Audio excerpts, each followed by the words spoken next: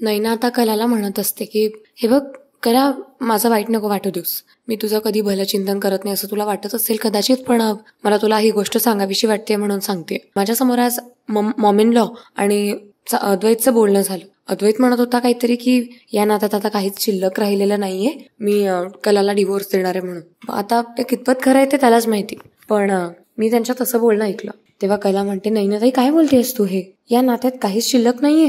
अगं काहीतरीच काय. अद्वैत असं बोलूच शकत नाही. चांदेकर असं का करेल, आणि मी त्याच्यासाठी सगळं केलंय. तो असा निर्णय घेणारच नाही कधी. तेव्हा आता नैना लगेच म्हणते की हे बघ, मला पण विश्वास होत नव्हता. मी स्वतः ऐकलं आणि हे बघ ही फाईल, म्हणून मला खरं पटलं आणि मला वाटलं की मी तुला या गोष्टी येऊन सांगू. शेवटी किती आपल्यात भांडणं होत असले तरी तू माझी बहीण आहेस, ही गोष्ट विसरून मला चालणार नाही. आता कला जेव्हा हे ऐकते तेव्हा थरथरते आणि खाली बसून घेते, कोसळते ती जमिनीवर. ऍक्च्युली आता खूप शॉकिंग गोष्ट आहे हे माझ्यासाठीच नाही तुमच्यासाठी सुद्धा आहे. कला आणि अद्वैत जे एकमेकांना एवढं समजून घेतात, सगळ्यांशी गोड गोड बोलतात, सगळ्यांशी प्रेमाने राहतात आणि मेन म्हणजे एकमेकांची एवढी काळजी घेतात. आणि अशाच परिस्थितीत अद्वैतने कलाला डिवोर्स दिला. हे सगळं कसं काय झालं, हे खरं आहे की खोटं, आणि खोटं असेल तर नैना असं का करतेय, हे सगळं जाणून घेण्यासाठी व्हिडिओला शेवटपर्यंत नक्की बघा. आणि हो, व्हिडिओला सुरुवात करण्यापूर्वी चॅनलला सबस्क्राईब करा, व्हिडिओला लाईक करा आणि चला तर मग सुरुवात करूया आजच्या व्हिडिओला कुठलाही उशीर न करता. आणि हो, सांगितलेल्या गोष्टी न विसरता करा,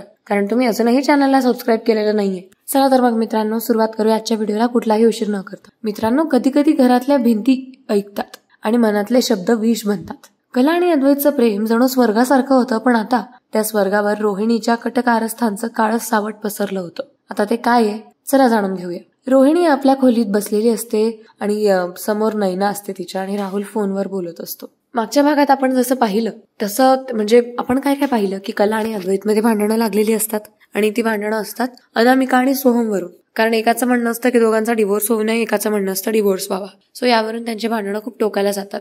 ते दोघं एकमेकांशी बोलणं टाकतात, नाराज असतात एकमेकांवर, आणि त्यांच्या नाराजीचा फायदा घ्यायचा निर्णय रोहिणीने घेतलेला असतो. रोहिणी म्हणत असते की आपण आता यांच्यात जर भांडणं लावली तर आपल्याला प्रॉपर्टी पेपर्स पर्यंत पोहोचण्याची संधी खूप इझिली मिळेल, आणि नाहीच मिळाली तर आपण कागदपत्र बनवून घेऊ आणि आजोबांकडून सह्या घ्यायचं ते काम आपल्याकडून इझिली होईल. एवढंही कठीण नाहीये, म्हणजे वाटतं तितकं सगळं काही असं कठीण नाही राहणार, कारण हे दोघंच वेगळे झालेले असतील. एकदा का ती कला या घरातून बाहेर पडली ना, म्हणजे सगळं आपल्या हातात असणार आहे. रोहिणी अगदी तंड हसत म्हणते की आत्ता वेळ आलीये अद्वैत आणि कलाला एकमेकांविरुद्ध उभं करण्याची. आपल्याला त्यांच्यात असा गैरसमज निर्माण करायचा आहे की एकमेकांचा चेहरा बघायलाही ते तयार होणार नाही. तेव्हा नैना आता थोडी घाबरते आणि म्हणते, पण मॉम इन लॉ, कला कधी कधी जरा भावनिक होऊन जाते आणि ती एकदा विश्वासघातात घुसली तर ती मोडून पडेल. आता लगेच रोहिणी म्हणते, मला तेच तर हवंय, ती मोडून पडेल हेच तर हवंय. म्हणूनच तर आपल्याला तिच्या भावनांचा खेळ करायचा आहे आणि तिच्या भावनांबरोबर खेळायचंय. रोहिणी आता कटाक्ष टाकत म्हणत असते. रोहिणी लगेच पुढे नैनेला म्हणते, विसरलीस का तुझ्या नवऱ्याची काय अवस्था केलेली आहे तिने, असं विसरून चालणार नाही बरं का नैना. आता तिची वेळ आहे. माझ्या मुलाला या घराच्या बाहेर ठेवलं ना तिने, ती सुद्धा आता या घराच्या बाहेर राहील. रोहिणी आता राहुल सोबत बोलू लागते आणि म्हणते, राहुल तू अद्वैतला काय सांगणार आहेस हे तुला माहितीये चांगलंच, पण मग तू जर त्याच्याशी बोलला तर आणखीन इश्यू होईल. त्यापेक्षा तू नको, मीच सांगेन. आणि नैना तू कलाला सांगशील. तेव्हा आता ते दोघंही विचारतात, पण सांगायचं काय आहे. तेव्हा लगेच आता रोहिणी तिचा प्लॅन सांगू लागते सगळ्यांना. रोहिणी म्हणते की मी अद्वैतला असं सांगेल की कलाने डिवोर्स पेपर्स तयार केलेले आहेत तुला द्यायला, आणि नैना तू कलाला सांगशील की अद्वैतने वकिलाकडे पेपर्स पाठवलेले. ओके, म्हणजे थोडक्यात एक तीरचे दोन निशाणे. आपण एकाच बाणामध्ये दोन जीव ठार करू शकतोय. कारण आपण जर त्यांना आपापसात सांगितलं या गोष्टी, म्हणजे या चुकीच्या गोष्टी जरी सांगितल्या त्यांना, ते क्लिअर करायला एकमेकांकडे जाणार नाही, कारण ते असं एकमेकांशी बोलत नाहीये. तर आपल्याला हीच खूप मोठी संधी मिळालेली आहे त्यांना एकमेकांपासून दूर करण्याची. आता राहुल आता हे सगळं जेव्हा ऐकतो त्याच्या आईकडून, रोहिणीकडून, तेव्हा राहुल म्हणतो, अरे वा मम्मा, तू तर खूपच डेंजर निघालीस. म्हणजे म्हटलंस का तू हे जे भांडण त्यांच्यामध्ये लावणार आहे किंवा हे जे गैरसमज त्यांच्यामध्ये पेरणार आहे त्याने केवढ्या मोठ्या गोष्टी होणार आहेत ते. आणि एकदा का हे भांडण वाढलं की या घरात पुन्हा शांतता कधीच येणार नाही. म्हणजे शांतता भंग तर होईलच, शिवाय या घराच्या प्रॉपर्टी आपल्यावर नावावर उतरवून घ्यायला आपल्याला काहीच वेळ लागणार नाही. सगळं काही किती सोपं होऊन बसणार आहे मामा. हा विचार तर मी केलाच नव्हता कधी. म्हणजे हे तिघं आता नवीन सापळा रचत असतात की ज्यामध्ये अख्खं चांदेकर कुटुंबीय अडकून पडेल. आता थोड्याच वेळाने नैना प्लॅन ठरल्याप्रमाणे कलाकडे येते. कला तिच्या खोलीत असते आणि ती काहीतरी काम करत असते. कलाचा मूड आधीच खूप खिन्न असतो आणि तिच्या हातात फाईल असते. ती डिझाईन्सचं काहीतरी लेआउट वगैरे डिझाईन करत असते आणि आता तितक्यात नैना तिथे येते आणि असं बनावटी दुःख करून येते. म्हणजे असं किती सॅड आहे आणि किती नाही. नैना आता कलाजवळ येते आणि म्हणते, कला काय करतेस? मी जरा ऑफिसचं काम करत होते. नैना म्हणते, बिझी आहेस का कला? मला तुझ्याशी जरा बोलायचंय. तेव्हा कला लगेच म्हणते की हो ऍक्च्युली मी थोडीशी बिझी आहे, पण बोल तू, काय झालं? काही अर्जंट आहे का? किंवा काही परत झालं का? तेव्हा लगेच नैना म्हणते, नाही माझं नाही झालं काही, तुझं होणार आहे. पण कला म्हणते, तुला म्हणायचं काय आहे? माझं काय होणार आहे आता नवीन? प्लीज, तुला जर चांगलं बोलता येत नाही ना तर प्लीज एखाद्याबद्दल वाईट तरी नको बोलत जाऊस. नैना म्हणते की हे बघ कला, मला तुला खूप महत्वाची गोष्ट सांगायची, पण मला ती गोष्ट सांगण्यासाठीच भीती वाटते, कारण मला गोष्टच तशी समजलेली आहे आणि मी तुला ही गोष्ट फक्त सांगायला आलेली आहे, कारण ते तर म्हणजे तू माझी बहीण आहेस म्हणून. आता कला म्हणते, काय झालंय नैनाताई, मला सांगशील का? आणि हे असं का बोलतेस? म्हणजे आणि एवढं घाबरून का बोलतेस? एवढं दुःखी का दिसतेस तू? असं काय ऐकलेलं आहेस तू? माझ्याबद्दल आहे का काही? तेव्हा नैना म्हणते, हो म्हणूनच तर मी तुला लगेच सांगायला आले. आता हे बघ, तुला माझ्यावर कितपत विश्वास आहे हे मला माहित नाही, तू कितपत मला आपलं मानतेस मला माहित नाही, पण मी असा विचार केला की मी तुला हे सगळं सांगणं खूप गरजेचं आहे. त्याशिवाय कुठल्याच गोष्टींचा उलगडा होणार नाही. सगळं कसं अगदी चुकल्यासारखं राहील आणि माझी तशी इच्छा नाहीये की काही चुकीचं व्हावं, म्हणून मी इथे तुला सांगायला आली आहे. कला म्हणते, नैनाताई हे बघ, जरा स्पष्टच बोल, अजिबात असं कोड्यांमध्ये मला टाकू नकोस. काय झालंय? काय सांगणार आहेस तू मला? जरा स्पष्ट सांगशील का प्लीज? तेव्हा नैना लगेच सांगते की हे बघ कला, माझ्यासमोर आज मॉम इन लॉ आणि अद्वैतचं बोलणं झालं. मी त्यांचं बोलणं ऐकलं. तेव्हा अद्वैत काहीतरी मॉम इन लॉना म्हणत होता की या नात्यात आता काही शिल्लक राहिलेलं नाहीये, डिवोर्स तर द्यावाच लागेल. मी त्याचं हे म्हणणं ऐकलं आणि माझ्या तर पायाखालची जमीनच सरकली की तुमचा एवढा हसता खेळता संसार आणि अद्वैत असं बोलतोय की तुम्हाला डिवोर्स द्यायचा आणि तुमच्यात आता काहीही शिल्लक नाहीये. नैना पुढे म्हणते की तुमचं नातं बघून सगळेजण घरातले खुश होते, पण अद्वैत एवढा छोट्या विचारांचा निघेल असं मला वाटलं नव्हतं. अद्वैत असं कसं बोलू शकतो की डिवोर्स पर्यंत गोष्ट जाईल? आणि अगं अनामिका आणि सोहमच्या डिवोर्सवरून तुमच्यात भांडणं झाली होते ना, मग आता अचानक तुमच्याच डिवोर्सवर गोष्टी कशा काय आल्या? तेव्हा कला म्हणते, तुला कसं माहिती नैना ताई की आमच्यात त्यावरून भांडणं झाली आहेत? तेव्हा नैना म्हणते, अगं म्हणजे खाली मी सगळ्यांचं बोलणं ऐकलं तेव्हा मला कळलं. आता कला खूप थरथरत असते, तिच्या डोळ्यात पाणी येत असतं. म्हणजे अद्वैत असं बोलला या गोष्टीचं तिला खूप वाईट वाटत असतं आणि तिच्या पायाखालची जणू जमीनच सटकून जाते. ते म्हणते, नैनाताई काय बोलतेस तू? चांदेकर असं करूच शकत नाही. चांदेकर का बरं मला डिवोर्स देईल? आणि मी त्याच्यासाठी सगळं काही केलेलं आहे हे त्यालाही माहिती आणि त्यानेही माझ्यासाठी आतापर्यंत खूप काही केलेलं आहे.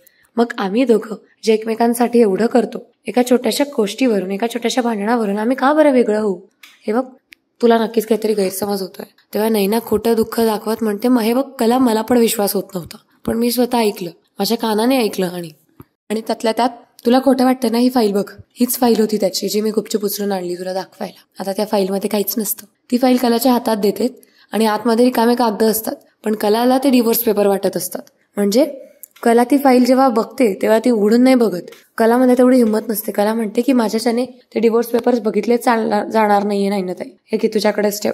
आता नैना परत ती फाईल आपल्याकडे घेते. कलाला आता असं वाटत असतं की ते डिवोर्स पेपर्सच होते. कला आता ओरडूनच म्हणते की चांदेकर माझ्याशी असं का वागतोय? एवढा परकेपणाचा भास करून दिला चांदेकर तू, मला असं कधी वाटलं सुद्धा नव्हतं. नैना तिथून निघून गेल्यानंतर कला एकटीशीच एवढं सगळं बोलत असते. ती म्हणत असते, चांदेकर तू माझ्याशी असं का वागलास? अरे कुठे कमी होती आपल्या प्रेमात? फक्त या एवढ्याशा गोष्टींमुळे एवढे मोठे मोठे गैरसमज कोण निर्माण करतं?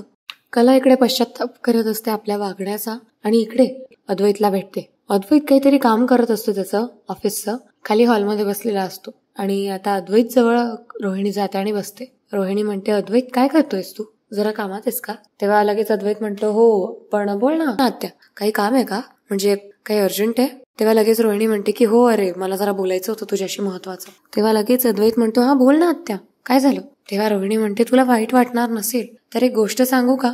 तेव्हा अद्वैत म्हणतो, अगं आत्या सांग ना, काय झालंय? तेव्हा लगेच रोहिणी सांगू लागते की अद्वैत, मला तुला खूप महत्वाची गोष्ट सांगायची, पण तू रागवणार नसशील आणि स्वतःला त्रास करून घेणार नसशील तरच सांगेन. तेव्हा अद्वैत गंभीरपणे म्हणतो की अगं आत्या, तुला एवढा वेळा सांगितलं की ठीक आहे सांग, काय झालंय? तेव्हा लगेच रोहिणी सांगू लागते की हे बघ अद्वैत, कला म्हणाली आहे की ती तुझ्याशी नातं तोडणार आहे. तिच्या वकिलाकडे डिवोर्स पेपर तिने तयार करायला दिलेले सुद्धा आहेत आणि तुमच्यात काही भांडण झालंय का रे? अचानक एवढं डिवोर्स पर्यंत गोष्टी कशा काय गेल्या? खरं तर मला तुला हे विचारायचं होतं म्हणून म्हटलं की रागवू नकोस. तेव्हा अद्वैत म्हणतो, काय?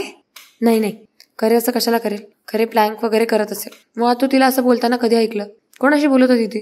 तेव्हा लगेच रोहिणी म्हणते की अरे ती फोनवर कोणाशी तरी बोलत होती आणि सांगत होती तेव्हा मी ते ऐकलं. मला असं वाटलं की मी लगेच तुला येऊन सांगावं म्हणून मी तुला सांगायला आली इथे. की अद्वैत, नाती खूप नाजूक असतात. तुम्ही दोघं डिव्होर्सपर्यंत गोष्टी नेताय. एवढं सोपं वाटतंय का तुम्हाला हे? तेव्हा लगेच रोहिणी म्हणते की अरे, वकिलाकडे डिव्होर्स पेपर्स तयार करायला निघाली होती मुलगी. अद्वैत म्हणतो की म्हणजे तो चकित असतो. तो म्हणतो काय बकवास आहे ही.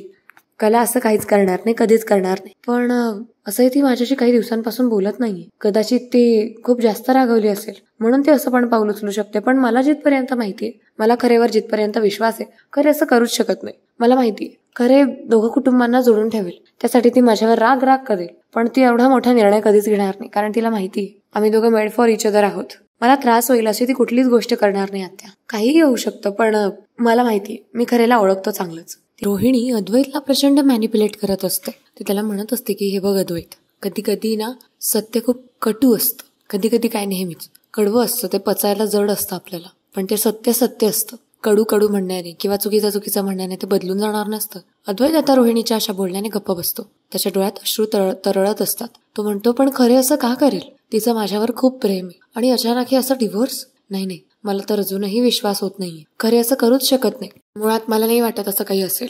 आता रोहिणी त्याला पटवून सांगत असते या गोष्टी. रोहिणी म्हणते हे बघ अद्वैत, मी स्वतः माझ्या डोळ्यांनी बघितलंय. असंही नाही की मी उडती गोष्ट ऐकलेली आहे. मी स्वतःहून कलाला कोणाशी तरी फोनवर डिव्होर्स बद्दल बोलताना ऐकलं. आणि असंही नाही की मी अर्धवट ऐकलं. मी स्पष्ट ऐकलं की तो डिव्होर्स तुझ्याशीच होणार आहे. म्हणून मी तुला घाईने विचारण्यासाठी आलेली की काय चाललंय तुमचं. तेव्हा आता अद्वैत थोड्या वेळासाठी रोहिणीच्या सांगण्यावर विश्वास करतो. सुरुवातीला त्याला विश्वास बसतच नसतो, पण नंतर त्याला विश्वास करावा लागतो. कारण गोष्टच तशी असते. आता दोघंही विचारात पडलेले असतात. म्हणजे रोहिणीचा हा प्लॅन सक्सेसफुल होणार असतो. म्हणजे इकडे रोहिणीने अद्वैतला भडकवलं आणि तिकडे नैनाने कलाला. एकमेकांबद्दल वाटेल ते काहीही सांगून आता कला आणि अद्वैत मध्ये गैरसमज पेरण्यात आलेले आहे. आणि रात्री आता दोघेही समोरासमोर येतात. कला आणि अद्वैत दोघांचा आमना होतो. तेव्हा कला आता रागाने म्हणते, चांदेकर तू असं का केलंस? माझ्याशिवाय सगळ्यांशी बोललास, पण माझ्याशी नाही. तुला जराही माझ्याशी एक शब्द सुद्धा बोलावासा वाटला नाही? तेव्हा अद्वैत गोंधळलेला असतो आणि म्हणतो की खरे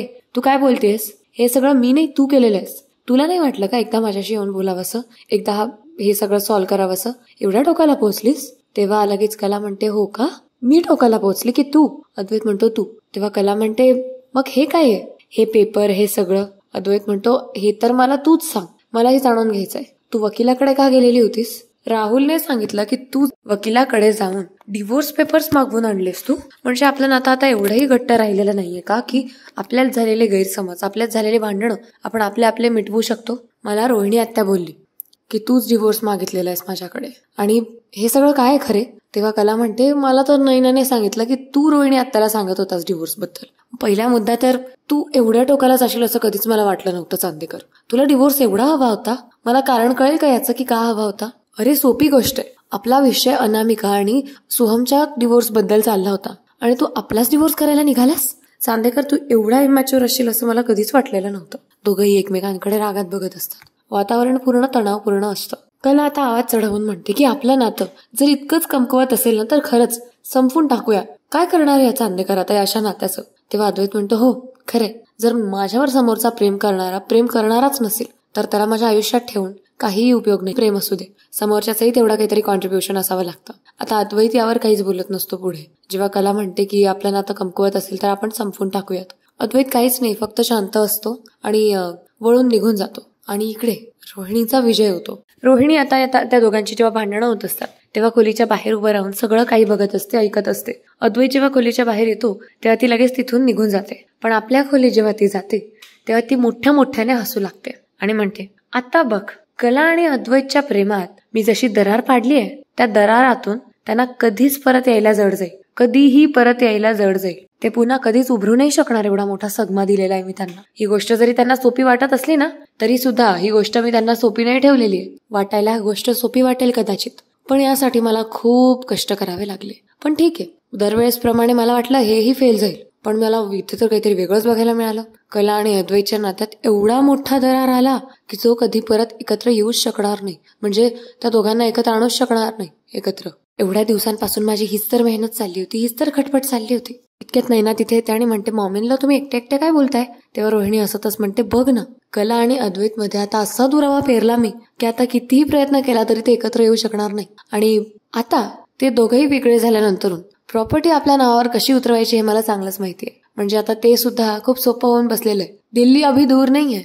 तेव्हा आता लगेच रोहिणी म्हणते की आता पुढचं पाऊल आपल्याला खूप क्रुशियली उचलायचंय, खूप हळूहळू उचलायचंय. तेव्हा नैना म्हणते ते कसं मॉम इन लॉ? रोहिणी म्हणते की आता पुढचं पाऊल या गैरसमजाला अधिकृत रूप देणार असेल. म्हणजे हा जो गैरसमज आहे किंवा डिव्होर्स देण्याचा डिसिजन आहे तो 1-2 दिवसात त्यांचा बदलेलही, पण आपल्याला तो डिसिजन त्यांचा कायम ठेवायचा आहे. म्हणजे त्या दोघांमध्ये आणखीन गैरसमज फिरत राहायचे, जेणेकरून त्या दोघांचा डिव्होर्स आपण कॅन्सल करू असा निर्णय कधी होणारच नाही. आणि आता मीच त्यांना सांगणार आहे की त्यांचा डिव्होर्स पेपर फाईल तयार झालेले आणि मी त्या दोघांचेही नाव एकमेकांकडे घेईल. नैना म्हणते म्हणजे कसं, मला कळलं नाही मॉम इन लॉ. अगं नैना, थोडक्यात म्हणायला जर गेलं तर मी कराला सांगेल की अद्वैतने तुझ्या विरुद्ध सही केली आहे आणि अद्वैतला सांगेल की कलाने तुझं नाव डिलीट केलंय आणि तिने सही केलेली आहे डिव्होर्स पेपर्सवर. झाला त्यांचा डिव्होर्स इथेच. आणि खरं पेपर्सवर फॉर्मॅलिटीज करायला कायच वेळ लागतो. त्याला सरळ सांगेल की कलाने तुझं नाव फक्त फोनमधूनच नाही आयुष्यभरातून डिलीट केलेलं आहे. आत्ता खरी मजा येणार आहे. तेव्हा नैना म्हणते की हो, नेहमी खूप अक्कल शिकवत असते ना ही कला. आत्ता जेव्हा तिची बाजू पडती राहील ना तेव्हा मजा येईल बघायला.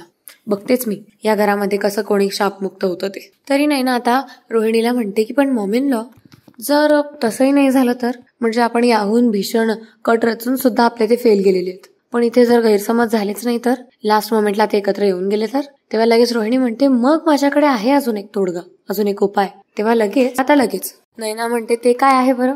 रोहिणी म्हणते की सोपं आहे. अद्वैतच्या आयुष्यात पूर्वी एक मुलगी होती आणि तिच्यासोबत त्याचं अजूनही बोलणं चालतं असं आपण कलाला सांगू शकतो, जेणेकरून त्या दोघांमध्ये भांडणं लागतील आणि आयुष्यात पुन्हा कधी ते एकमेकांचं तोंड बघणार नाही. म्हणजे मित्रांनो, बघितलं ना, प्रेमात जर विश्वास तुटला तर नातं संपत नसतं, पण आत्मास जर तुटली तर काही खरं नाही. रोहिणीचा खेळ आता कलाच्या आणि अद्वैतच्या संसारावर गडद सावली टाकणार आहे. आता पुढच्या भागात आपल्याला कळेल, जेव्हा सत्याचा धागा कलाच्या हाती लागेल तेव्हा कोणाचं आयुष्य उद्ध्वस्त होईल बरं? कला अद्वैतचं की रोहिणीचं? जाणून घेण्यासाठी बघत राहा आपले डेली ट्विस्ट एपिसोड्स. त्यासाठी चॅनलला सबस्क्राईब करा, व्हिडिओला लाईक करा आणि हो, व्हिडिओमध्ये तुम्हाला आवडणारा भाग कोणता आहे ते सांगायला विसरू नका. आणि मित्रांनो, वेळ झाली आहे कमेंट सेक्शनकडे वळायची, ज्यांनी आपल्या मागच्या काही व्हिडिओंना खूप भरभरून प्रतिसाद दिलाय. मला त्यांची नावं आता इथे घ्यायला खूप आवडेल. त्यातून पहिलं नाव आहे वसंत जोशी, त्यानंतर आहेत लतिका जाधव, उषा पवार, अंजली खरात, ओके, सुशीला मस्के आहेत, आनंद केसवानी आहेत, शुभांगी बडेकर, प्राजक्ता कांबळी, वनिता सरनोपंत, ओके, धनश्री माने, मोनिका त्रिलोकेकर, विजया काटे, संध्या साळवे, जय सूर्यदेव, ओके, मल्लिकार्जुन वाघमारे, रोशनी बैट, नंदू खाळे. अरे वा, खूप छान छान कमेंट्स आलेले आहेत. अनंत भोसकर, त्यानंतर आहेत पूर्णिमा शिरगावकर, सुनीता मेमाने, ओके. खूप छान छान कमेंट्स आलेले आहे मित्रांनो. तुमचं हे असं प्रेम कायम राहू देत, तुमचा हा प्रतिसाद सुद्धा आम्हाला कायम राहू देत. मित्रांनो, तुमच्या कमेंट्स आमच्यासाठी खरंच खूप स्फूर्तिदायी असतात आणि प्रेरणादायी सुद्धा असतात.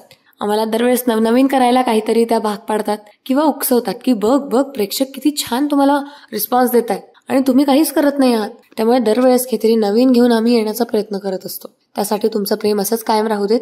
भेटूया पुढच्या व्हिडिओमध्ये लवकरच. तोपर्यंत धन्यवाद. कालच्या व्हिडिओला खूप छान छान कमेंट आल्या आणि खूप छान छान प्रतिसाद आलेला आहे प्रेक्षकांचा भरभरून. तर मला आता त्या प्रेक्षकांची नावं घ्यायला आवडतील. त्यातून पहिलं नाव आहे अंजली खरात. त्या म्हणतायत की रोहिणीला नवऱ्याकडे पाठवत आहे. रोहिणीचं कारस्थान थांबतच नाहीये म्हणून. त्यानंतर आहे विजया काटे. त्या म्हणताय आज रोहिणीची चांगलीच धांदल कालच्या व्हिडिओमध्ये बघितलं आपण त्यावरून. आणि काजलचा स्वभाव त्यांना आवडतो असं त्यांचं म्हणणं आहे. आणि विजया काटे आणखीन सांगतायत की मला मुली खूप आवडतात. अरे वा, खूप छान गोष्ट आहे ही. आता दिवाळी सुरू होते उद्यापासून. उद्या कशाला, आजपासूनच. तुम्हा सगळ्यांना दिवाळीच्या खूप खूप शुभेच्छा. त्यानंतर आहेत सुशीला मस्के. खरंच ताई, तुमच्या आवाजात मालिका ऐकायला आवडते. थँक्यू. मला पण तुमच्या छान छान आलेल्या कमेंट्स बघायला खूप आवडतं. त्यानंतर आहेत वनिता सरनोपंत. यांची पहिली कमेंट मी बघते आज. त्यानंतर आहेत लतिका जाधव, शुभांगी बडेकर, उषा पवार, प्राजक्ता कांबळी. ओके, उषा पवार सायंकाळी मालिका बघतायत वाटतं आपली. सो गुड इव्हनिंग ताई. Okay, good morning. आता गुड मॉर्निंग. त्यानंतर आहेत आनंद केसवानी. खूप अशी खूप गोड कमेंट केलेली आहे त्यांनी आज सुद्धा. म्हणजे त्यांची काही कमेंट बघितली की मला वाटतं की नाही, आज नक्की काहीतरी आणखीन वेगळं बघायला मिळणार आहे. आणि तेच ते म्हणाले की आज त्यांनी टीव्हीवर ही मालिका बघितलीच नाही कारण त्यांना गरजच नाही पडली असं त्यांचं म्हणणं आहे. म्हणजे त्यांना डिस्क्रिप्शन आवडलं आपलं. त्यानंतरून त्यांचं म्हणणं आहे इतका विलक्षण असतं तुमच्या नरेशनमध्ये. ओके, इतकं विलक्षण असतं तुमचं नरेशन असं म्हणायचं आहे त्यांना. ओके, ॲक्च्युली ते मराठी शिकतायत. आणि त्यानंतर ते म्हणत आहेत दिवाली तो साल में एक बार आती है मीठा खाने को, लेकिन आपकी मिठाई वाली स्टोरी टेलिंग स्टाइल सुन के हम रोज दिवाळी मनाते. Oh my God, thank you so much. Actually तुम लोग की कमेंट आहे की म्हणजे तुम्हा सगळ्यांचाही भरभरून प्रेम बघून माझीसुद्धा रोज दिवाळी असते. म्हणजे माझ्या दिवसाची सुरुवात खूप छान होते सकाळी सकाळी. नो वरीज, डायबिटीज कभी नहीं होगा किसी को. ऐसे ही स्वीटनेस एंड गुड चीयर बनाते रहिए हमेशा. Okay, thank you so much. तुमचं प्रेम असंच राहू देत. हॅपी दिवाळी तुम्हाला सुद्धा. शुभांगी बडेकर आहेत. त्यानंतरून वसंत जोशी ते म्हणतात ताई दीपावली जवळ येत आहेत. घरात फराळाची वर्दळ आहे. आजच्या भागात सुद्धा कला आणि अद्वैत या लव्ह बर्ड्सचे प्रेमाने लाडू वळण्याचे काम समजूतदारपणाने चाललेले आहे. हे चित्र प्रत्येक घरात दिसायला लागले तर गृहिणींना लक्ष्मी असल्यासारखं जाणवेल. आजच्या भागावरून बोलगामधून हे शिकण्यासारखं आहे. ओके, ते जळगावचे आहेत असं त्यांचं म्हणणं आहे. ओके, ही गोष्ट खरी आहे. बरं मित्रांनो, तुमच्या घरी काय काय तयार झालं आहे आता फराळाचं मला कमेंट्समध्ये नक्की सांगा उद्याच्या व्हिडिओला. म्हणजे नक्कीच काहीतरी गोड गोड पदार्थ झालेले असतील ना. आता आमच्या घरी तर मी अजून गेलेली नाही. जेव्हा जाईल तेव्हा मलाही कळेल. आता तुमच्या घरी काय काय आहे ते मला कमेंट सेक्शनमध्ये सांगायला विसरू नका. त्यानंतर आहेत मोनिका त्रिलोकेकर, धनश्री माने, संध्या साळवे, रोहिणी बैठ, अनंत भोसकर. ओके, यांची पण कमेंट मी पहिल्यांदा बघते. त्यानंतर आहेत मल्लिकार्जुन वाघमारे, नंदू खाले आहेत. त्यानंतर रंजना नंदकुमार खाले. ओके, रंजनाजी. ओके, सुनीता मेमाने. ओके, त्यानंतर आहेत पूनम शिरगावकर. ओके, तुमचं भरभरून प्रेम बघून आज मला खूप छान वाटतंय. तुमचं प्रेम असंच राहू देत आणि व्हिडिओचा लाईक काउंट जरा वाढवा. आणि घरामध्ये काय काय फराळ तयार झाला आहे हे कमेंट सेक्शनमध्ये सांगायला विसरू नका. चला तर मग मित्रांनो, भेटूया पुढच्या व्हिडिओमध्ये लवकरच. तोपर्यंत धन्यवाद.